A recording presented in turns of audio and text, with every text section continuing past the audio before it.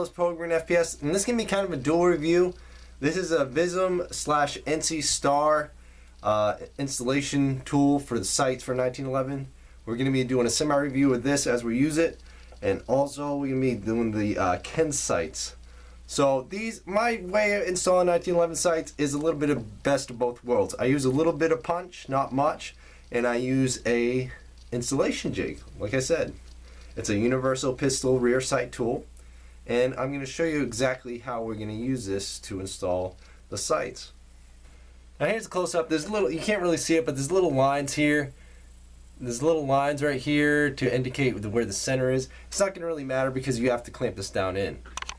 In order to do this, what I like to do first is get it lightly started with a punch, because most of the times you do need fitting with all like 1911 parts. It says drop in my ass. So we're going to release this, take the slide out, set this aside, and we are now going to see how great these Ken sights fit. Now Ken sights are also partnered up with Trijicon. You can get the tritium inserts with Trijicon, and it's the same exact sights like you got here, so that's kind of cool. But with the Trijicon night sights, you can get these installed. But I just went with the traditional white because I don't do a lot of night shooting. See how it lines up, and it's gonna need to be filed down a little bit. Now I would either take this flat file, or I would take a stone file. Either one will work. I'm going to use this one. If a little fine work, I'll use my other one.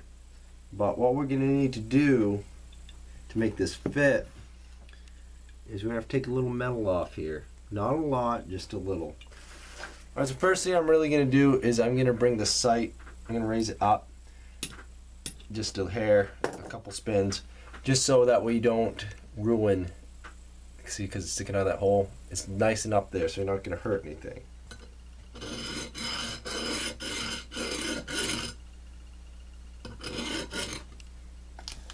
So now we just take it flat across the file like this, facing flat down there. So it's like this on here, so that way we can get it fit. Go back, even strokes. Now we get that nice and flat. That should be good. I just do that just so that it's nice and smooth. And now we will take a little bit off the front here without changing the angle. So it's a little angle there. You don't want to change the angle on the sight. You just want to take this a little bit off from the front. And this is where you got to go slow.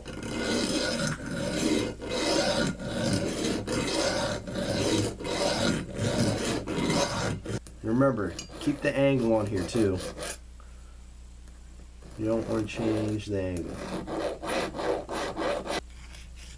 And just deburring the edges, get all the major burrs off there.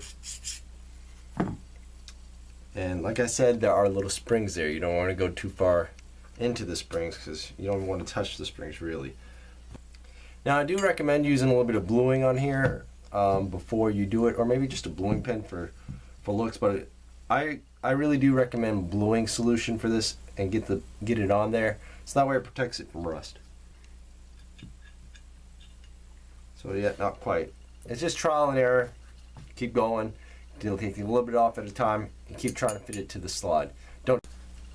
All right, you see here, this is right where we start making the awesome progress we've been doing, where you can kind of clip it in the side just with hand tight, but take off a little bit more. And we're gonna just kind of, because it's just starting to fit, and I've done this like a million times, just a little bit and a little bit. So what I do is I don't use the punch yet, because it'll start shearing off the metal, and it'll just look like crap, and it's gonna be hard to get on there. You don't want it too hard to get on there. You don't want it too tight, but you don't want it too loose. At least like 1/6 of the way in to the full dovetail, and then it should be good to use the punch and get it in there. It should stay in there firmly. Alright, so I got it 1/6 of the way, and then I started got it like on half of the way, and that's where it starts to get really tight. So the rest of the way we'll push it with this NC Star mount, And I do recommend bolting this down, but I'm doing this for instructional purposes only, so that way you guys can see. Normally I'd put it in a vise or something, but then you just simply, looks like we're going to clear the frame. We're almost there. So as you see there, we're almost there, almost got it centered. I still want to go tweak it over a little bit more. I'm just doing this by eye. So you guys get the point. It still needs to move over a little bit. So I'm going to move this side over a little bit and then stay tuned for the next video. Now we take it, pinch it, and we'll smooth down this, just smooth down this side as well so it goes on there a little bit smoother. Same as the rear sight. Not too much, just enough to make it a little slick. Once again with the front sight post, it's a lot of trial and error.